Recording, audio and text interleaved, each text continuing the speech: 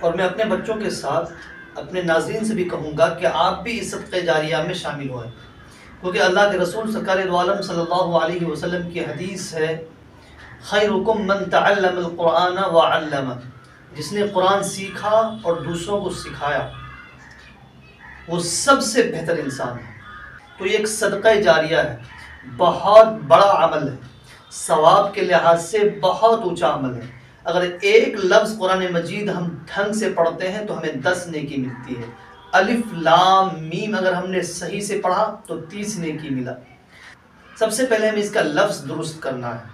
قرآن مجید اگر ہم صحیح ڈھنگ سے پڑھیں گے ہمیں ثواب ہوگا۔ بچوں تک تو میں آسانی سے پہنچ پا رہا ہوں کہ بچے ہمارے پاس پڑھنے آتے ہیں، میں اسے قرآن کا علم سکھا رہا ہوں۔ جو لوگ بڑی عمر کے ہیں، مدرسے آ کے نہیں پڑھ سکتے، وہ اپنے گاؤں کے محلے کے جو پڑھے لکھے لوگ ہیں، امام صاحب ہیں، ان کے پاس جا کر قرآن ضرور درست کروائیں، کیونکہ بچپن سے ہم بڑھاپے کی عمر کو پہنچ جاتے ہیں لیکن ہمارا سورہ فاتحہ تک صحیح نہیں ہو پاتا ہے۔ یہ بہت ہی افسوسناک بات ہے۔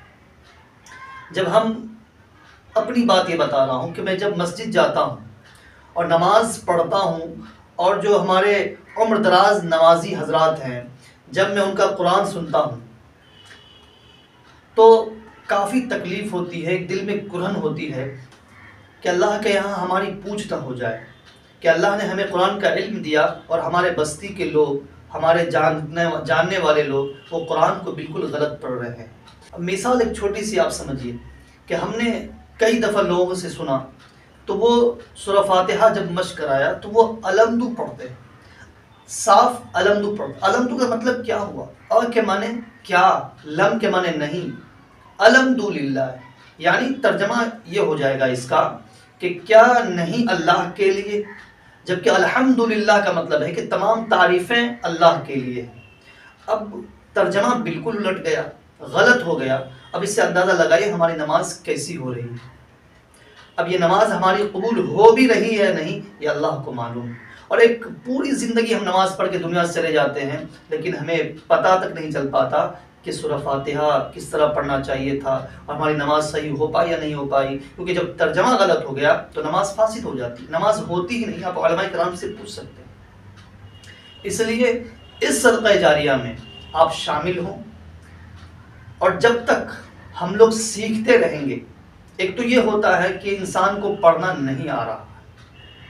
وہ نہیں پڑھا ہے، تو اب ان کی ذمہ داری یہ ہے کہ وہ سیکھتے رہے، اور سیکھتے سیکھتے جب اس دنیا سے وہ چلے جائیں گے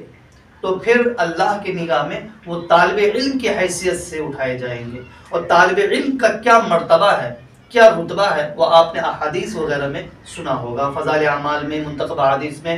جو صبح تعلیم ہوتی ہے مسجدوں میں، آپ نے سنا ہوگا کہ بہت بڑا اللہ نے مرتبہ رکھا ہے۔ ہو سکتا ہے کہ اللہ تعالیٰ ہمارے اس ادا سے، ہمارے اس عمل سے ہماری مغفرت فرما دے اور ہمارے لیے نجات کا ذریعہ بنا دے۔ قرآن مجید کی محبت اور عظمت کو دل میں بٹھایا جائے اور اس عظمت کے ساتھ آپ اسے مشق کریں، پڑھیں۔ بعض حضرات وہ ہوتے ہیں جن کو دوسروں سے پڑھتے میں شرمندگی محسوس ہوتی ہے کہ ہم کس طرح اس سے پڑھیں،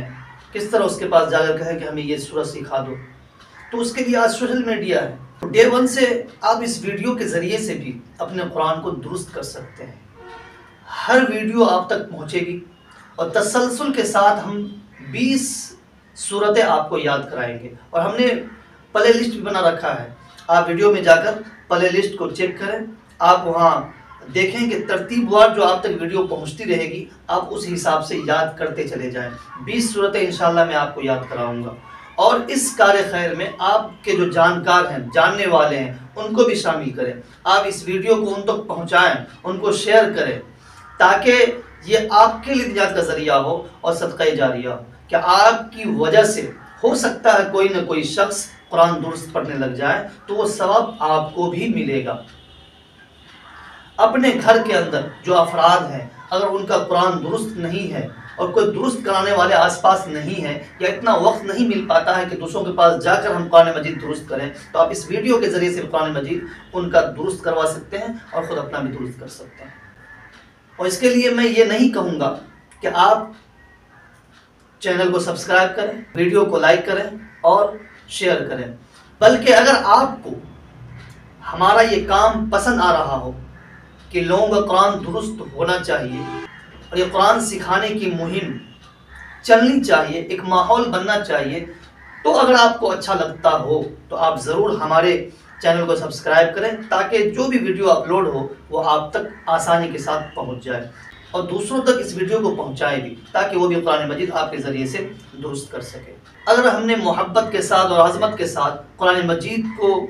پڑھنے، پڑھانے اور سیکھنے سکھانے کا سلسلہ جاری رکھا تو اللہ کی ذات سے یہ امید ہے کہ اللہ تعالیٰ ضرور ہماری اور آپ کی مغفرت فرمائیں گے اور کل قیامت میں بہترین ثمرہ اور ثواب ہمیں عطا فرمائیں گے۔ آپ نے نام سنا ہوگا مولانا غلام مستانوی صاحب مد ظلہ العالی، اللہ ان کو صحت تندرستی عطا فرمائے۔ وہ فرماتے ہیں کہ قرآن کو اگر محبت کے ساتھ، عظمت کے ساتھ اس کو سیکھنے سکھانے میں انسان لگا رہے، ان پر خرچ کرے، تو اللہ کی ذات سے امید ہے کہ اللہ تعالیٰ کل حافظ کے صف میں انہیں کھڑا کریں گے۔ جس دل میں قرآن مجید کی آیتیں موجود ہوگی وہ سینہ آباد گھر کے مانند ہے، اور آباد گھر بالکل رمن چمن رونق کے ساتھ ہوتا ہے۔ جس سینے میں قرآن مجید کی آیت نہیں ہوتی وہ سینہ بالکل ویران گھر کے مانند ہوتی ہے، اور ویران گھر کی کیا حالت ہوتی ہے وہ آپ جانتے ہیں۔ اس لیے اپنے دل کو آباد کریں قرآن مجید کی آیتوں سے، اللہ کے رسول سرکار دو عالم صلی اللہ علیہ وسلم کی احادیث مبارکہ کو یاد کر کے، تاکہ یہی ہمارے لیے ایک پونجی ہے اور نجات کا ذریعہ ہے۔ اور ہم نے کتابوں میں پڑھا ہے اللہ نے تو اس طرح معاف بھی کیا ہے لوگوں کو کہ کچھ بھی نہیں جانتا ہو پڑھنا، لیکن محبت کے ساتھ قرآن کی عظمت کو دل میں رکھتے ہوئے اگر لائن پہ بھی وہ ہاتھ پھیرتا ہے کہ اللہ نے یہ بھی سچ فرمایا، اللہ نے یہ بھی سچ فرمایا، اس لائن میں بھی ہر لائن پہ یہ انگلی پھیر کے کہتا ہے کہ اللہ نے یہ بھی سچ فرمایا، یہ بھی سچ فرمایا، یہ بھی سچ فرمایا، دل میں عظمت اور محبت ہو تو اللہ تعالیٰ اس کی بھی مغفرت فرما دیں گے، اللہ کی ذات سے امید ہے۔ اور جو انسان قرآن پڑھے، اس کی محبت میں، اس کی عظمت میں قرآن کو سیکھے اور پھر دوسروں کو سکھائے، تو اللہ کے ذات سے قوی امید ہے کہ اللہ تعالیٰ معاف فرمائیں گے اور نجات کا ذریعہ بھی بنائیں گے۔